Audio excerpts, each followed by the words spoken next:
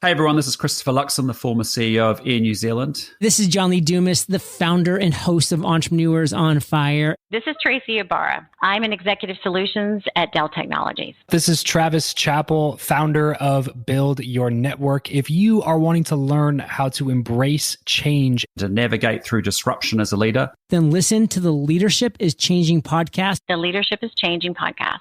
the Leadership is Changing podcast with my good friend, my very good friend, Denis Giannoutsos. Welcome to Leadership is Changing. Each week, we and our guests provide information and insights through exploring leading change. This is taking your leadership to another level by finding the balance between executive excellence and personal well-being through stories that inspire real change. It's time to adapt in our fast-moving world when leadership is changing with your host, Denis Giannoutsos. Well, I'm a Waikato boy. I studied in Hamilton before I moved to Auckland to advance my career. I guess originally I was a science guy by training, but I quickly discovered my passion for business when I moved into my first sales role when I was 22. And it's then that I found engaging with people was my true passion and skill. That kind of led me through a range of leadership roles over the years in New Zealand and Australia and working around Asia Pac in all sorts of different roles. So yeah, it's been quite a journey from those early days in Hamilton. Yeah, I bet. And tell me, how did you get into leadership? Well, I got my first sales manager's job in my early 20s, and I just kind of went from there. It seemed to grow organically. Every couple of years, something more got added. And it's over the years, it's been funny as I've had grads or people just getting started in their careers come to me and say, how do I get ahead? What's the secret? And my usual response to those people is, you've got to smash the role you're in. You really got to do a great job of what you're doing, and then broaden it. But don't be afraid once you've earned that to ask for more responsibility and show that you're capable of growing. So I firmly believe you need to earn opportunities, but it all starts with doing a great job of what you're already responsible for.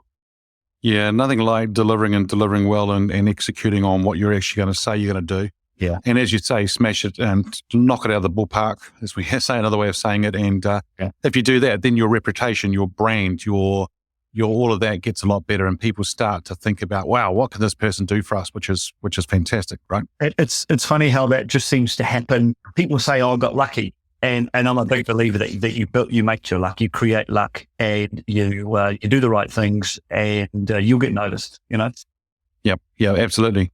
Yeah, and you'll also get noticed if you don't do things well either, but you want to get noticed for the right things, right? Yeah, exactly. Yeah, exactly, yeah.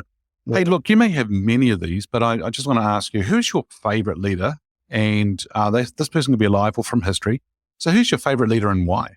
Well, because I like telling stories. I think that's a great attribute of a leader. I've always admired Steve Jobs. I think the way he tells stories, the way he was quite a visionary.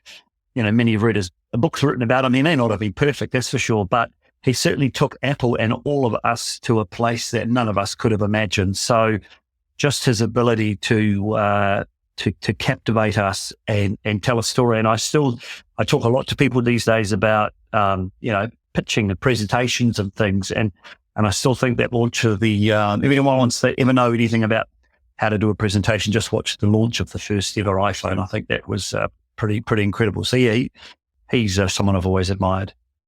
Okay, and tell us a little bit more about the storytelling. Why is that important for doing storytelling or using storytelling and probably actually doing it very well? Why is that important? Yeah, it's a razor. I talk a lot about that with my clients because people are used to talking about communication. What's your communication strategy? And I encourage people in the sustainability world, especially, to think about telling stories, because that's how you build engagement for me.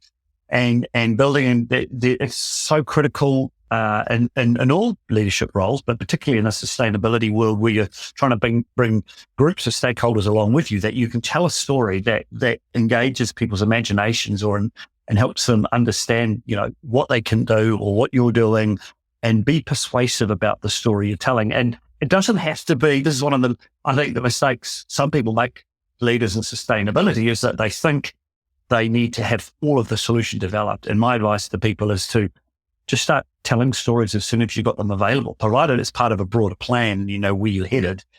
Bring people along, be authentic and share your stories as soon as you can. And that applies to leadership. People will follow you for sure if you show your authentic, natural self and have the confidence, even if you're not perfect, to tell some stories. So yeah, I think it's an underrated skill that we all need to do more of. Yeah, and I like how you talk about the authentic side of things, because I think, you know, people can start telling stories, but I mean, there's stories and there's stories. I mean, if you're authentic, that's great because people can see right through if you're not being authentic. But I really like it. So tell stories to build engagement, so engaging people in their imagination. And I know that, you know, even when we're kids, or even if those who have got kids, they love to hear stories. And so why? I mean, I think it's taking them on that emotional journey, is taking them on a journey. Yeah. And if we can connect people that way, it's fantastic. You think about in a social situation that the friends or people you meet who are the most interesting for you to be with, they're the ones that are storytellers, you know, sitting around a beer or sitting, you know, all the social time, this time of the year, it's the storytellers that have the people standing around listening to them. So it's really cool. I love it. Yeah. Yeah. So it's an art, as Alan's saying, team. And so get really good at it and utilize it. I don't think it will be like within 5 minutes, you could probably have it done perfectly, but you know, you've got to start somewhere. And as Alan's saying, start telling the story and practice at it, because I think it's a very, very important skill for sure. Yeah.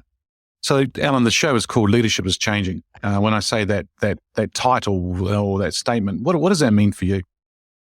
Yeah, I think you're right. It is changing, although it's kind of changing and it's not, I think, in some ways. You know, you hear a lot about the speed of technology and how that's influencing our lives now. You know, sustainability, obviously, health and safety, especially mental health, are all putting demands on leaders now. Those things are moving much faster. However, I really think the essence of being a leader hasn't changed that much. Connecting with people, caring about them. And I think really caring about people, and there's one thing to say it, there's another thing to actually, you know, go and talk to people and ask them face to face, you know, what matters in your life right now, really care about them, making the tough calls.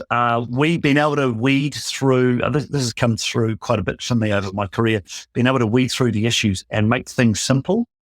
You know, if you can get your strategy, I'm a big fan of getting your strategy on one page. And I talk to, in the sustainability world, people about businesses about creating a framework and a sustainability framework.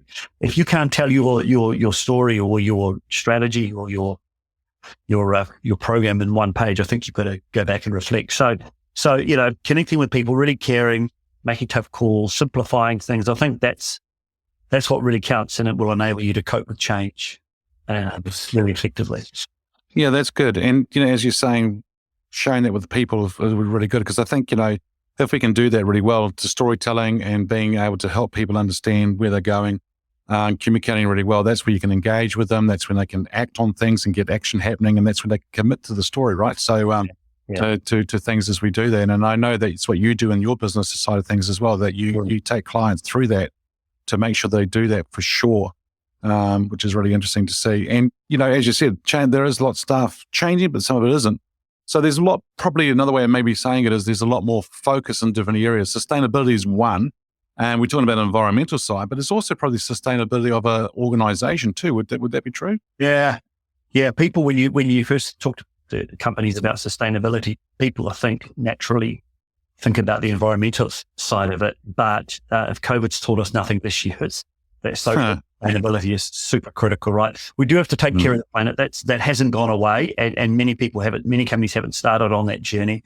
But the social side of things is really top of mind, which the trauma and that people have been through, just the anxiety and the demands on mental health. I think it's pretty critical. But I'm also ultimately a commercial guy at heart, and if you don't secure the economic sustainability of the business, then you can't create that ability to do those other things effectively. And actually, I was at the Sustainable Business Awards last week, and we talked a bit about this sort of thing amongst the group.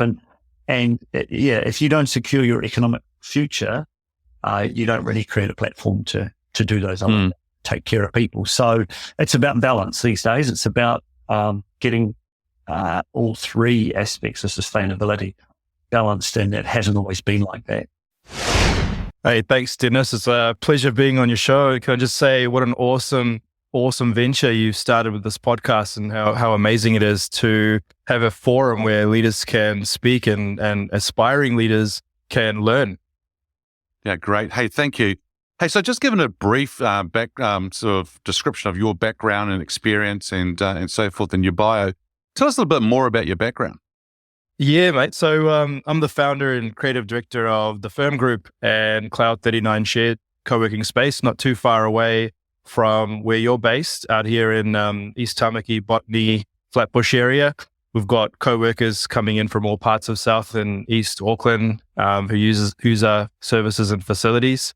So, I got into entrepreneurship full-time 5 years ago, but I feel like I've been obsessed with it since I was, in preschool, coming from a background of two parents who are entrepreneurs here in New Zealand since 1992 and still going at it. So prior to getting in full-time involved, I was in corporate consulting sort of roles, and I became a lawyer over in Australia, did a short stint as a pro bono criminal lawyer, decided that was absolutely depressing, and decided to get involved with something a bit more passionate and hands-on. Oh, that's excellent. Oh, wow. A criminal lawyer. Wow, that's really interesting. The name of your group, Firm Group, what does the FURM stand for? So it stands for Free Your Mind. And that was, when I set out to set up my own company, I wanted an umbrella brand and an umbrella company for which we do all our projects and ventures under. And I said, okay, what's the ultimate goal of getting into business? And I really just wanted to free my mind, free your mind. I wanted to have more freedom in general. Yeah, excellent. And something that probably or entrepreneurs need to be doing, of course, is freeing their mind to allow them to think and get on with what's probably going to matter, right? Yeah, absolutely. And, I noticed part of your podcast is strong part is, fusion between the well-being and the leadership and business excellence. So having that sort of freedom in your thinking and freedom and calmness and contentment and spiritually, I think it goes really hands in glove with excellence in business as well. That's fantastic. Hey, so how did you get into leadership? So again, it just goes back to what I was saying earlier. I was in a really, really dark, unhappy place. Wasn't really enjoying myself in what I was doing. So I looked around. I tried to seek some inspiration. I had a bit of a challenge for me. I couldn't really find leaders that were like-minded or looked like me or came from similar sort of cultural, moral value backgrounds to what I came from. And a lot of the leaders I did look up to had completely different backgrounds and upbringings to me. So I kind of felt there was a disjoint. So for me, that really pushed me into a position of, okay, I'm going to put myself out there and I'm going to share my story. And perhaps other people out there who are younger or in a similar sort of situation to me can relate and create that kind of connection. So I started, I created a project called Co-Work the World, traveling around the world, meeting entrepreneurs, startup founders, innovators, traveled to 35 countries, 60 cities, and visited over 100 co-working spaces at the time, shared the journey on social media. It completely reinvented who I am as a person. And fortunately, that project got featured on BBC Future, and it led me to creating Cloud 39, which is where I stand today, out here in East Tamaki. So yeah, I was really, really blown away by taking that leap to just try and connect with like-minded people and realizing that there's a whole world out there outside of the little bubble that we often are brought up in. Yeah. Yep. And sometimes that little bubble is all good, but taking that leap and connecting with like-minded people is probably the best thing that we can do as well. But you've gone and taken that to another level, which is going around the world in all those different countries and so forth. Hey, tell me, what was the transition like for you as an individual going from, say, that corporate world, going into an entrepreneur and so forth? What was the transition like?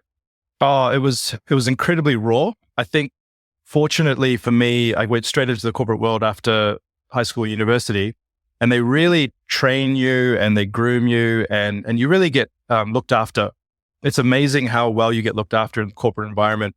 And when you're thrown into an entrepreneurial environment, it's like a jungle, and you're not the lion. So you just got to absolutely, a lot of the actions and a lot of the steps that you take are impromptu. You can try and be as strategic as you like, but the best way to describe it is a jungle, and you're not the lion. Yeah, that's actually really interesting the way you say it too, because it is a jungle, and if you're not the lion, then how are you going to survive? And that's a matter of actually working through things for sure. Yeah, it's good. Hey, I think you sort of alluded a little bit before about some leaders that you've been around and so forth. So the question here is, and there may be several, but I just want to ask you to think of one. Who is your favorite leader? Now, this person could be alive or from history. So who's your favorite leader and why? I'm going to break the rules, Dennis. I'm going to mention 3. So, wow. I'm not sure if that's allowed, but I can't think of one, because these 3 have probably made a huge impact to me personally and professionally. So my first is Walt Disney. He's somebody who'll always be remembered as not just a leader, but someone who's created this lifelong intergenerational impact to billions of people through, his cartoons and animations and imagery, and then the theme parks and everything he's done. And then the second one is Chuck Feeney. Not sure if you're familiar with Chuck, but he's a billionaire who donated all his wealth before dying. So he's not a socialist. He's a hardcore capitalist, but he really believed in driving social change and helping create more opportunity and equality with his wealth. Yep. And then the third is I don't think I'd be allowed to finish this podcast if I didn't mention my father. So he's been a huge inspiration for me and continues to be that way. Incredible values of hard work ethic, equality across humanity, treating our planet with love and respect, being generous, giving back, being kind, all of those sort of values that I've been fortunate to learn from him and hope to continue to aspire. Wow, 3 fantastic examples. So thank you for sharing. And good on you for breaking the rules, because I think that's what you do as a leader too, right? I mean, the rules are rules, but I think you always have to look at where you can push the boundaries for sure. But 3 of the ones, 3 people that you've chosen, selected and shared with us, fantastic. So good on you. Thank you for listening to this episode of Leadership is Changing with your host, Denis Giannoutsas. Each week, we and our guests provide information and insights through exploring leading change, inspiring executives and leaders to adapt and lead a bigger game in a fast-moving world.